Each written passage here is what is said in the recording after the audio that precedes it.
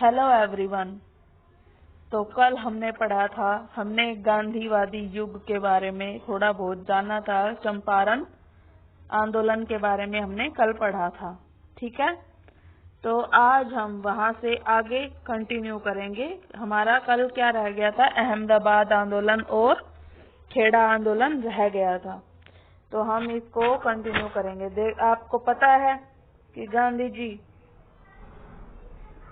हम पढ़ रहे थे इंडियन नेशनल मूवमेंट, और इसमें गांधीयन एरा के बारे में हम पढ़ रहे थे, जिसमें आपको पता है कि 1893 में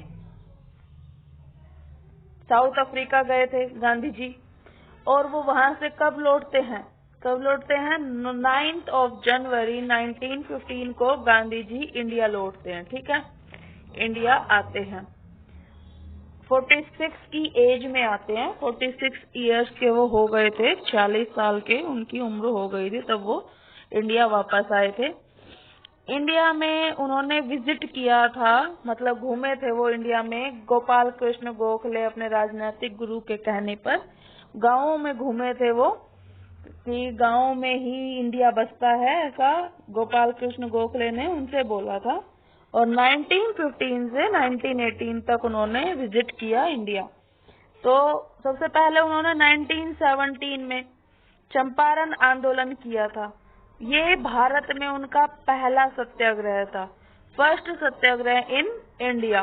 ओके, ये अगर क्वेश्चन आता है कि भारत में गांधी जी का पहला सत्याग्रह, तो ये था चंपारण आंदोलन, ठीक है।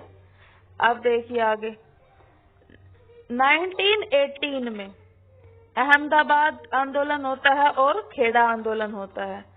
हम अब अहमदाबाद आंदोलन के बारे में थोड़ा सा जानते हैं। ये 1918 में होता है।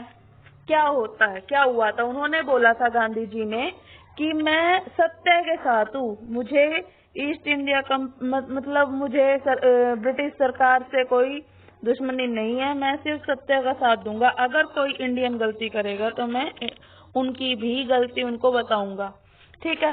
तो क्या हुआ था देखो, 1914 से 1918 तक वर्ल्ड वॉर हुआ था, ठीक है। वर्ल्ड वॉर हुआ था, फर्स्ट वर्ल्ड वॉर हुआ था।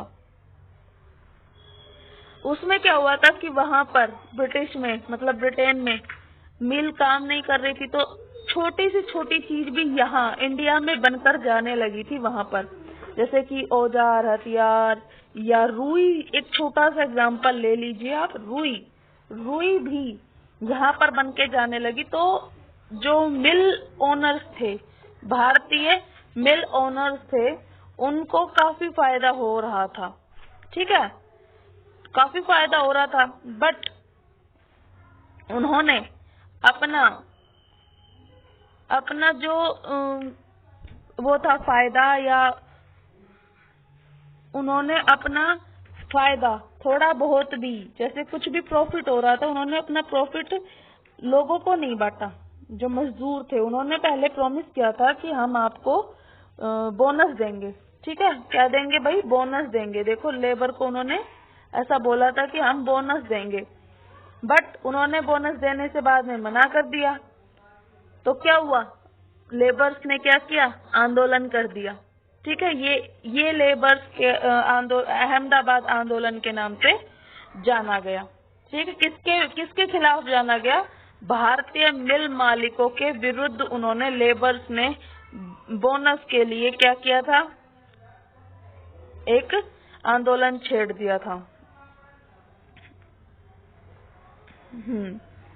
देखिए, नोट करके एक बात लिखिए। ये मैंने कल आपको बताया था कि चंपारण आंदोलन के पश्चात रविंद्रनाथ टैगोर ने गांधी जी को महात्मा की उपाधि दी थी, ये हमने बता दिया था। बट गांधी जी ने भी रविंद्रनाथ टैगोर को गुरुदेव की उपाधि दी थी। ये बात याद रखना कि रविंद्रनाथ टैगोर ने गांधी जी को महात्मा की उपाधि दी थी, और गांधी जी ने रविंद्रनाथ टैगोर को गुरुदेव की उपाधि दी थी, ठीक है। अब हम आते हैं अपने अहमदाबाद आंदोलन पर। ये था एक मिल सत्याग्रह था। क्या था? एक मिल सत्याग्रह था। 1918 में हुआ था। भारतीय मिल मालिकों के विरुद्ध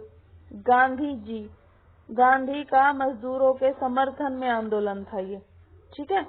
भारतीय मिल मालिक थे, उनके विरुद्ध में गांधी जी ने मजदूरों के समर्थन में आंदोलन किया था। इसमें गांधी जी का साथ किसने दिया था? जो उस मिल मालिक थे ना, अंबालाल साराभाई, उनकी बहन थी अनुसुईया। गुजरात में बहन को बेन बोला जाता है, तो अनुसुईया बेन ने गांधी जी का साथ दिया था, ठीक है, जो कि एक मिल मालिक अंबालाल साराभाई की बहन थी। ये डबल स्टार मैंने इसलिए लगाया है क्योंकि इम्पोर्टेंट और क्वेश्चन आता है कि अहमदाबाद मिल मालिक कौन थे, उनकी बहन का नाम, बेन का नाम कई बार आ चुका है, ठीक है। अंबालाल साराभाई के बहन थी अनुसुईया। गांधी जी ने इसी सत्याग्रह में पहली बार भूख हड़ताल की थी। Hunger strike for the first time, ठीक है। ये याद रखना कि गांधी जी का पहला सत्याग्रह तो कौन सा था? चंपारण, इंडिया में, ठीक है।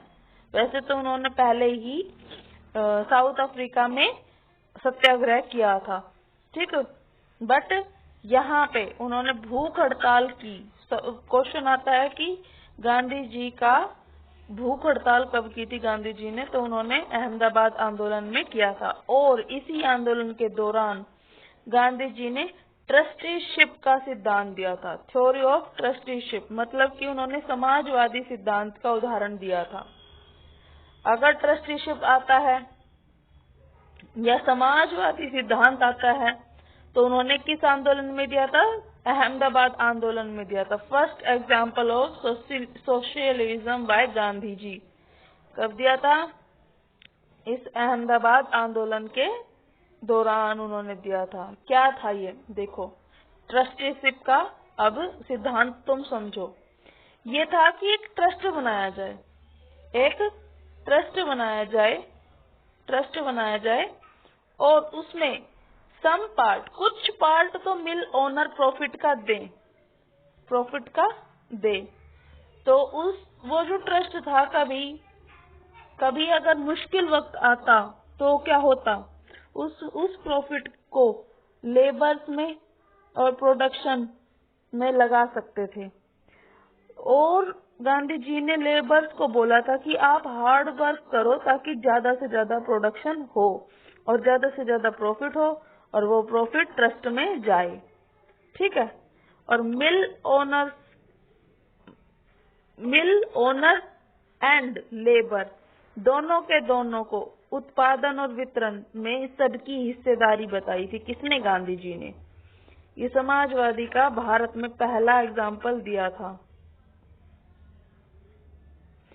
देखिए, ये हो गया, यहाँ पे गांधी जी की विजय हुई, जीत हुई, ठीक है। अब खेड़ा आंदोलन देखते हैं हम। खेड़ा आंदोलन ये भी गुजरात में हुआ था, ठीक है। देखते हैं। 1918 के गुजरात में लगान में कमी की मांग को लेकर चलाया गया था ये लैंड रेवेन्यू रिडक्शन के लिए, लगान की कमी के लिए चलाया गया था। इस आंदोलन के दौरान गांधी जी की मुलाकात वल्लभ भाई पटेल से हुई थी। दरअसल क्या हुआ था कि वल्लभ भाई पटेल ही खेड़ा आंदोलन को लीड कर रहे थे, बट जब गांधी जी आए तो वो बारदोली में चले गए, जो बारदोली भी गुजरात में ही एक साइड में ही थोड़ी जगह थी। तो वल्लभ भाई पटेल कहाँ चले गए? फिर गांधी जी के खेड़ा आने के बाद पटेल कहाँ चले गए? बारदोली के किसानों की मदद करने के लिए चले गए। और कई सालों की प्रयास के बाद में जब बारदोली में वो जीत गए थे तो बारदोली की महिलाओं ने पटेल को सरदार की उपाधि दी थी, ठीक है। पटेल ने सरदार की उपाधि दी थी महिलाओं ने।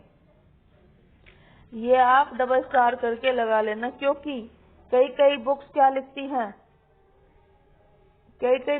लिखती हैं कि वल्लभ भाई पटेल को सरदार की उपाधि किसने दी थी? गांधी जी ने। बट ये रॉन्ग है, बीपीएससी वालों ने सरदार की उपाधि किसने दी थी? महिलाओं ने दी थी। ये राइट माना है आंसर, ठीक है। देखिए आगे, चंपारण, अहमदाबाद और खेड़ा के सफल आंदोलनों ने गांधी के एक बड़े आंदोलन के लिए तैयार किया। ये आंदोलन है ना, गांधी जी को और आगे ले जाएंगे, ठीक है।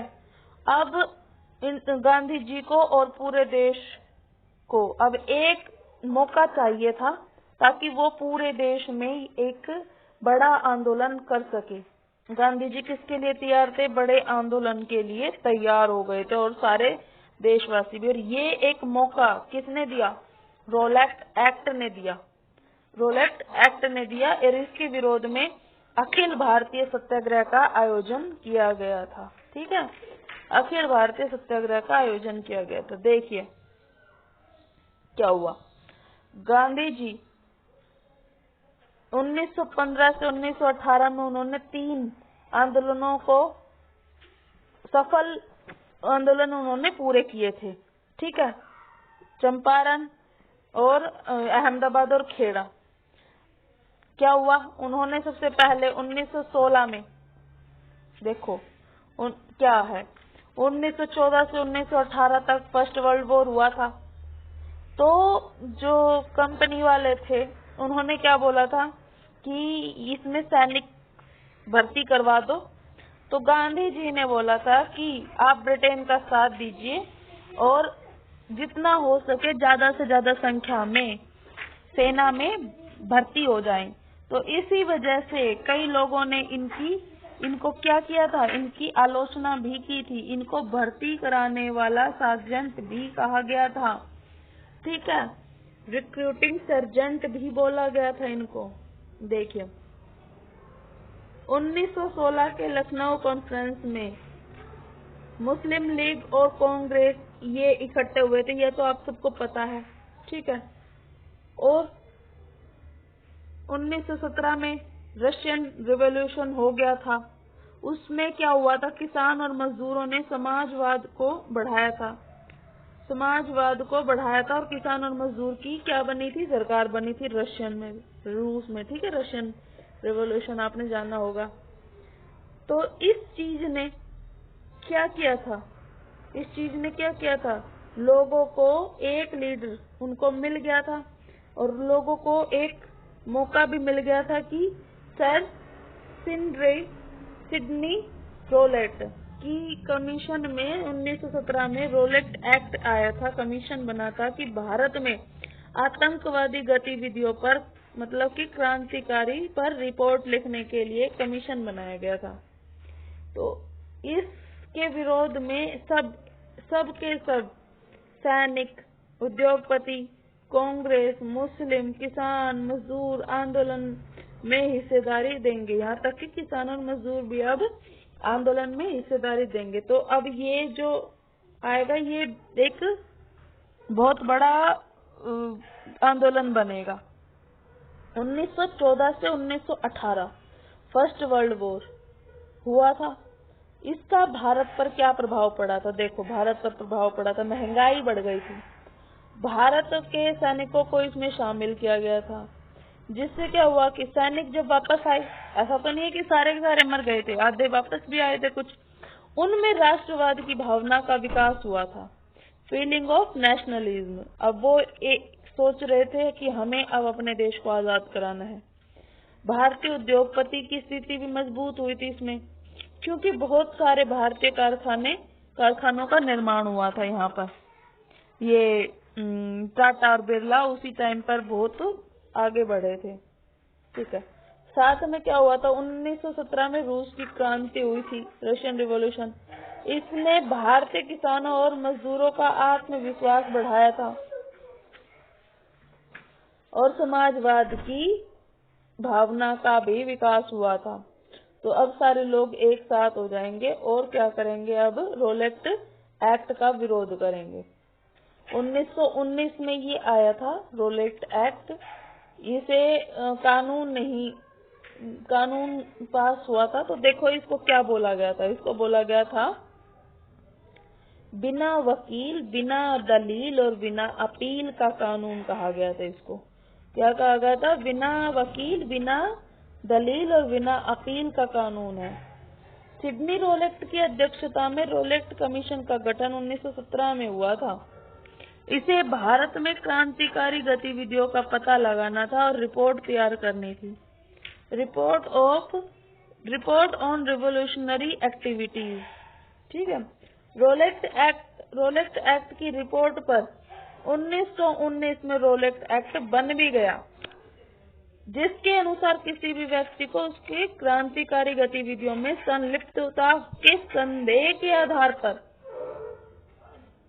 गिरफ्तार किया जा सकता था, 2 वर्ष के लिए नजरबंद किया जा सकता था, on the basis of suspicion of any involvement in revolutionary activities. आप सोचिए, अगर किसी भी व्यक्ति को उठाकर ले जाए और 2 साल तक उसको जेल में बंद रखे, ना किसी वकील ना किसी दलील का मौका दे, तो कैसा होगा?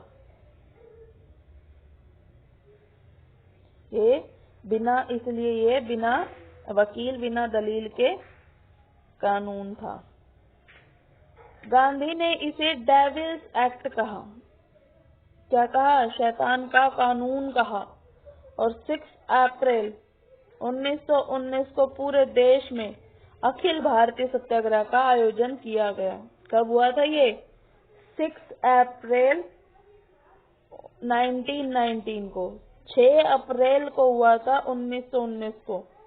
ठीक है, पूरे देश में हुआ था अखिल भारतीय सत्याग्रह का आयोजन, और अपमान व याचना दिवस के तौर पर मनाया गया। ऑल इंडिया सत्याग्रह कहा गया है ये।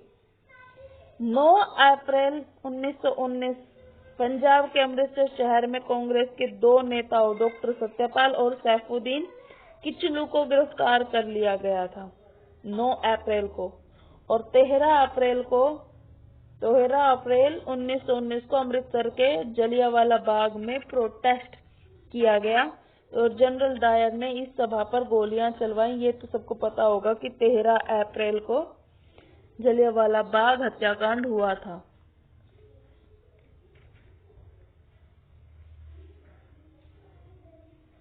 जलियांवाला बाग हत्याकांड 13 अप्रैल 1919 अमृतसर में हुआ था। इस घटना के विरोध में रविंद्रनाथ टैगोर ने अपनी नाइटहुड की उपाधि वापस कर दी थी। सर शंकरन नायर ने वायसराय की कार्यकारिणी से एग्जीक्यूटिव काउंसिल ऑफ वायसराय इस्तीफा दे दिया था। मतलब कि सर शंकरन नायर वायसराय की कार्यकारिणी में शामिल थे। ये वायसराय की टीम में शामिल थे, एग्जीक्यूटिव काउंसिल ऑफ वायसराय। इससे क्या दे दिया था उन्होंने? इस्तीफा दे दिया था। जब सब लोग इस्तीफा दे रहे थे और अपनी उपाधियां लौटा रहे थे, तब सरकार ने क्या किया?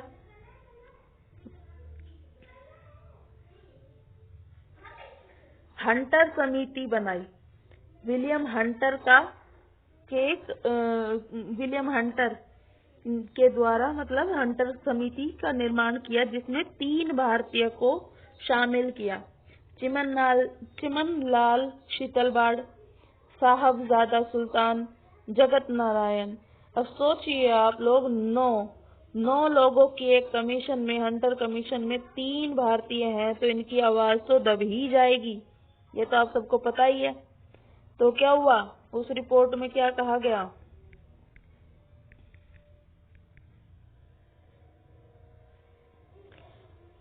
कांग्रेस ने उस रिपोर्ट में क्या कहा गया कि नहीं, ये जनरल डायर से कोई गलती नहीं हुई है, ये बिल्कुल सही हुआ है, ऐसा हुआ है तो, और ज्यादा लोगों की डेथ भी नहीं हुई, ऐसा बोल के उन्होंने हटा दिया। ये इस पे बात ही नहीं की।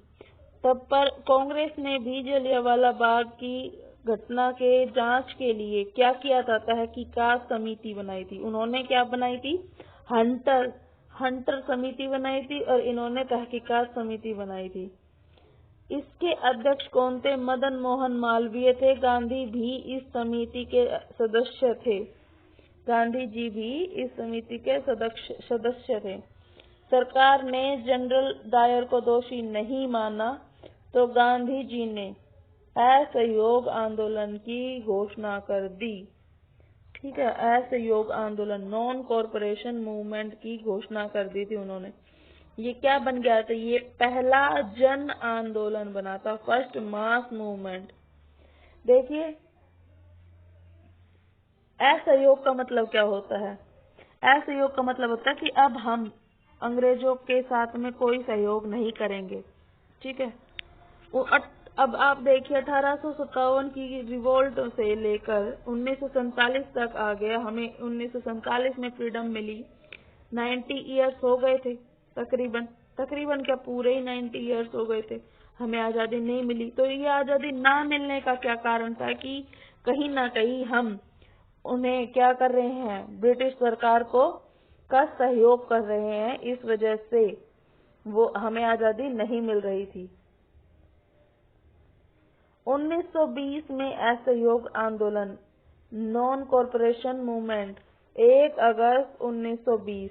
गांधी जी ने अपनी पुस्तक हिंद स्वराज, जो उन्होंने 1909 में लिखी थी, जब वो दक्षिण अफ्रीका जा रहे थे, ट्रेन में उन्होंने ये बुक लिखी थी, असहयोग की बात की थी कि ब्रिटिश शासन भारतीयों के सहयोग से चल रहा है। उन्होंने ऐसा 1909 में ही लिख दिया था। देखिए, क्या उन्होंने क्या टारगेट रखा था इस असहयोग आंदोलन का? कि 1 वर्ष के भीतर स्वराज प्राप्ति का लक्ष्य रखा गया। To gain swaraj within a year. सितंबर, ये जो था 1 अगस्त 1920 को तो इन्होंने असहयोग आंदोलन की बात कही, बट सितंबर 1920 में कलकत्ता के विशेष अधिवेशन, ये ताबड़तोड़ जल्दी से बुलाई गई थी। इसके अध्यक्ष लाला लाजपत राय को बनाया गया था। हाँ, मैंने आपको बताया था अभी अपनी पिछली क्लासेस में कि लाल बाल गोपाल में से सिर्फ और सिर्फ लाला लाजपत राय ही एक बार अध्यक्ष बन पाए थे, और वो भी एक विशेष अधिवेशन था जिसमें ये असहयोग का प्रस्ताव आया था। Resolution of non corporation was floored in special session in Congress in Calcutta. ठीक है, दिसंबर 1920 में नागपुर के वार्षिक अधिवेशन में अध्यक्ष कौन बने थे? वीर राघवाचारी। में असहयोग का प्रस्ताव डॉक्टर चित्तरंजन दास ने के द्वारा पारित किया गया था। ठीक है, नागपुर कॉन्फ्रेंस 1920 में हुआ था, वीर राघवाचारी, ये याद रखना आप।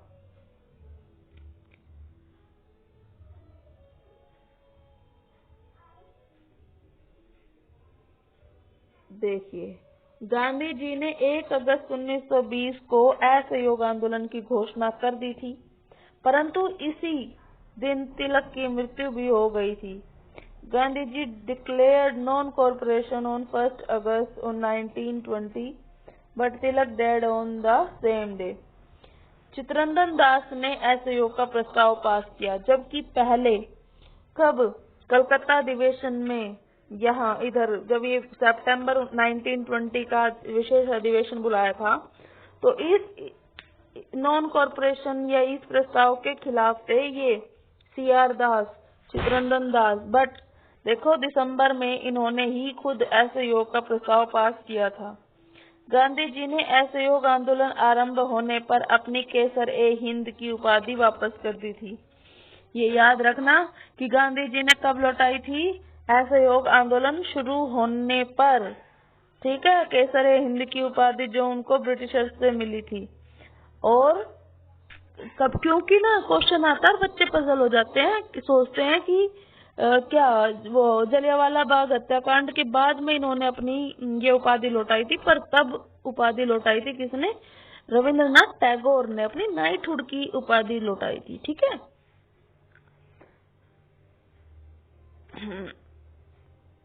जमनालाल बजाज ने भी अपनी राय बहादुर की उपाधि वापस कर दी थी। Jamnalal Bajaj return his title of Rai Bahadur. अब सब अपनी अपनी उपाधियां लौटाने लगेंगे। अब नोट करके एक बात लिखो कि असहयोग आंदोलन के दौरान गिरफ्तार होने वाले पहले नेता कौन थे? मोहम्मद अली थे। फर्स्ट डिटेंशन ड्यूरिंग असहयोग ऑन और national Congress movement non corporation movement Mohammad Ali सबसे पहले गिरफ्तार हुए थे असहयोग आंदोलन के दौरान। और एनी बेसेंट ने असहयोग आंदोलन को मूर्खतापूर्ण विरोध कहा था। मूर्खतापूर्ण विरोध, पुलिस अपोज कहा था। और गांधी जी को क्या कहा था? राजनीतिक बच्चा, पॉलिटिकल चाइल्ड बोला था। और मोतीलाल नेहरू ने अपनी अति समृद्ध वकालत छोड़ दी थी। मतलब कि उनकी वकालत बहुत, वो अपनी एक हियरिंग के बहुत ज्यादा पैसे लेते थे। और भी ये नाम याद रखना, चित्तरंजन दास, मोतीलाल नेहरू, ये तो आपने सुन लिया, जवाहरलाल नेहरू, वल्लभ भाई पटेल, आसिफ अली, चक्रवर्ती राजगोपालाचारी ने भी अपनी वकालत छोड़ दी थी। ये इसमें ना कांग्रेस में बहुत ज्यादा वकील थे, इसीलिए कांग्रेस को ना वकीलों की सभा भी बोला जाता था। ठीक है। असहयोग आंदोलन के समानांतर चलने वाले आंदोलन, parallel movement of non corporation movement, ये इसमें से यहाँ से बहुत ज्यादा क्वेश्चन आते हैं। देखिए सबसे पहला कौन सा था? खिलाफत आंदोलन। 1919 से 1922 तक चला था। क्या हुआ था? जब इनका फर्स्ट वर्ल्ड वॉर हो रहा था तो ब्रिटेन ने तुर्की के साथ सेवर्स की संधि की थी, जो कि खलीफा के लिए अपमानजनक संधि थी। ब्रिटेन और तुर्की के बीच में क्या हुआ था? संधि हुई थी। और किसके? जर्मनी, पेरिस कॉन्फ्रेंस में 1919 में जर्मनी के साथ भी संधि हुई थी, वर्साई की संधि। सेवर्स की संधि तुर्की के साथ में हुई थी। खलीफा थे इस्लाम के सबसे बड़े धर्मगुरु, हाईएस्ट अथॉरिटी ओवर इस्लाम, और उन्होंने उन्हीं का ही अपमान किया था ब्रिटिशर्स ने, ब्रिटेन वालों ने, जो मुसलमानों को पसंद नहीं था। तुर्की के खलीफा के समर्थन में चलाया गया आंदोलन था ये। ठीक है। In the support of khalifa of Turkey. Bharat में खलीफा के समर्थन में खिलाफत आंदोलन चलाया गया। कब? 1919 से 1920 तक। 31 अगस्त को, देखो इसके खिलाफत आंदोलन के लीडर्स और देख लीजिए, शौकत अली और मोहम्मद अली। ये अली ब्रदर्स थे, शौकत अली और मोहम्मद अली ब्रदर्स के नाम से जाने जाते हैं। गांधी और कांग्रेस ने भी खिलाफत आंदोलन का समर्थन किया था। 31 अगस्त 1920 अखिल भारतीय खिलाफत दिवस मनाया गया। ऑल इंडिया खिलाफत दिवस मनाया गया था 31 अगस्त 1920 को। पंजाब में गुरुद्वारा सुधार समिति आंदोलन, अकाली आंदोलन के नाम से जाना जाता है, अकाली आंदोलन। आंध्र प्रदेश में वन सत्याग्रह, ये इम्पोर्टेंट है, इसको गुंटूर डिस्ट्रिक्ट में ये था, ये वन सत्याग्रह। और उत्तर प्रदेश में लगान न अदा करने का आंदोलन। केरल में वायकोम सत्याग्रह टी.के. माधवन द्वारा इसका लीड किया गया था। पर क्या हुआ, जब ये असहयोग आंदोलन चल रहा था तो 4 फरवरी 1922 को चोरा चोरी की घटना हो गई थी, चोरी चोरा की, जो कि कहाँ है? चोरी चोरा एक स्थान गोरखपुर में उत्तर प्रदेश में है। ठीक है, ये तो सबको ही पता है। इस घटना के पश्चात गांधी जी ने असहयोग आंदोलन वापस ले लिया था। क्या था ये चोरा चोरी? जब इसके सत्याग्रह करने वाले लोग जा रहे थे तो बीच में पुलिस चौकी थी, पुलिस वालों ने इनके ऊपर कुछ मार पिटाई की होगी या गाली गलौज किया होगा, तो इन्होंने क्या किया, उनको मारने के लिए दौड़े। किनको दौड़े थे ये लोग? गांधी जी के समर्थक को, किसको? ब्रिटिशर्स को या पुलिस वालों को। उन्होंने अंदर जाके अपनी पुलिस चौकी को बंद कर लिया, पर वो ये भूल गए कि इनके हाथ में मशाले हैं। इन्होंने क्या किया, उस पुलिस चौकी को ही जला दिया, और ऐसा कहा जाता है कि उसमें 22-23 पुलिस वाले मारे गए थे। इस घटना के पश्चात ही गांधी जी ने तुरंत असहयोग आंदोलन वापस ले लिया था। कब? 12 फरवरी 1922 को बारदोली में प्रस्ताव पास कर इसे वापस ले लिया। ठीक है, वैसे तो उन्होंने बोल तो 4 फरवरी को ही दिया था, बट उन्होंने 12 फरवरी को ये प्रस्ताव पास करके इसे वापस ले लिया था। गुजरात में पाटीदार किसानों का आंदोलन हो रहा था। पाटीदार किसानों का, असम में चाय बागानों का मजदूरों का आंदोलन। वो तो गांधी महाराज की जय के नारे लगाते हुए भाग रहे थे। ये असहयोग आंदोलन के समानांतर है, ये भी याद रखना। बीपीएससी ने ये माना है कि गांधी जी ने चोरी चोरा की घटना को हिमालयी भूल कहा था। ठीक है, ये याद रखना कि गांधी जी ने किस घटना को हिमालयी भूल कहा था, हिमालयन ब्लंडर कहा था, चोरी चोरा की घटना को बोला था। ठीक है, देखो 1920 में असहयोग आंदोलन का मुख्य विरोध किसने किया था? ये मुख्य विरोध किसका कर रहे थे?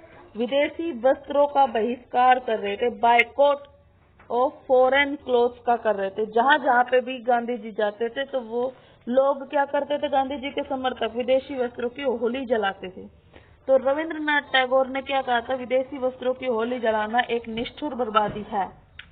बट गांधी जी ने क्या कहा था, विदेशी वस्त्रों की होली जलाना उनके लिए सर्वोत्तम व्यवहार है। ये जो स्टेटमेंट्स है ना, ये एग्जाम में आती हैं, फिर आप सब पजल हो जाओगे। ध्यान से सुना करो, लिखा करो। बिहार में ब्रज किशोर प्रसाद के सुझाव पर स्वराज के मुद्दे को असहयोग में शामिल कर लिया गया था। ठीक है, असहयोग आंदोलन में किसको? स्वराज के मुद्दे को। मजरूल हक ने खैरू मियाँ की जमीन पर बिहार विद्यापीठ और सदाकत आश्रम बनाया था। ये याद रखना, मजरूल हक ने खैरू मियाँ की जमीन पर, मजरूल हक और सदाकत आश्रम, ये याद रखना। मजरूल हक ने सदाकत आश्रम से एक मदरलैंड समाचार पत्र प्रकाशित भी किया था। मजरूल हक, सदाकत आश्रम और मदरलैंड समाचार पत्र, ये याद रखना। 22 दिसंबर 1921 ब्रिटिश राजकुमार पटना आए और उनके विरोध में एक रैली का आयोजन किया गया। 4 फरवरी 1922 में चोरी चोरा एक्सीडेंट जो हुआ था, ये इसको देखो 6 फरवरी को गांधी जी ने असहयोग आंदोलन वापस लेने की घोषणा कर दी थी। क्वेश्चन आए कि चोरी चोरा एक्सीडेंट घटना के बाद गांधी जी ने असहयोग आंदोलन वापस लेने की घोषणा कब की थी? तो 6 फरवरी को की थी। ये बिहार के एससीईआरटी में लिखा हुआ है। अगर बीपीएससी में क्वेश्चन आता है तो आप 6 फरवरी लगाओगे। और 12 फरवरी को बारदोली प्रस्ताव पास हुआ और नॉन कॉर्पोरेशन मूवमेंट स्थगित कर दिया गया। अभी थोड़ा ही बच रहा है। असहयोग आंदोलन के समानांतर तमिलनाडु में शराबबंदी का आंदोलन चलाया गया था, ये याद रखना। नागपुर का झंडा सत्याग्रह, इस सत्याग्रह का निर्णय किसने लिया था? जमुना लाल बजाज समिति द्वारा लिया गया था। नागपुर में झंडा सत्याग्रह 13 अप्रैल 1923 को नागपुर में यह सत्याग्रह आरंभ हुआ था। 109 दिनों तक यह आंदोलन चला और 1560 सत्याग्रहियों की गिरफ्तारी हुई। बिहार से इस सत्याग्रह में लोगों को भेजने की जिम्मेदारी किसकी थी? डॉक्टर राजेंद्र प्रसाद को दी गई थी। नोट करके लिखो, हुकुमदेव नारायण सिंह पटना जिले के तोरनी गांव के रहने वाले थे और नागपुर झंडा सत्याग्रह में भाग लिया था। अवध बिहारी सिंह, व्यास सिंह और हरदेव सिंह अन्य साथी थे। इनके पिता कौन थे? चंद्रिका सिंह ने अपने पूरे जीवन में कंधों पर तिरंगा रखा था। अपने पूरे जीवन में कंधों पर ही तिरंगा रखा था। और जब इनकी मृत्यु हुई थी ना, हुकुमदेव नारायण सिंह, इनकी मृत्यु नागपुर जेल में हुई थी। इनका शव राजेंद्र प्रसाद और चित्तरंजन दास को सौंपी गई थी। इनका शव, सरदार पटेल भी वहीं मौजूद थे।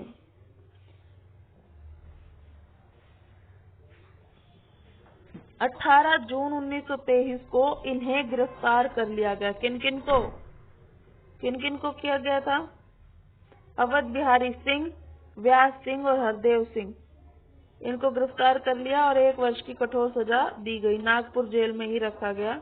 राजेंद्र प्रसाद भी इस समय नागपुर जेल में ही थे। राजेंद्र प्रसाद भी किनको किया था? हुकुमदेव नारायण सिंह को जेल में डाल दिया था नागपुर में, और नागपुर में ही राजेंद्र प्रसाद थे। और इनकी मृत्यु के बाद इनका शव किसको सौंपा था? राजेंद्र प्रसाद को सौंपा था, चित्तरंजन दास को सौंपा था। ठीक है गाइस, ये था। इससे आगे हम कल पढ़ेंगे। ठीक है, thank you, bye bye. Please like share करना ना भूले एंड सब्सक्राइब करना ना भूले। Subscribe my channel. Thank you.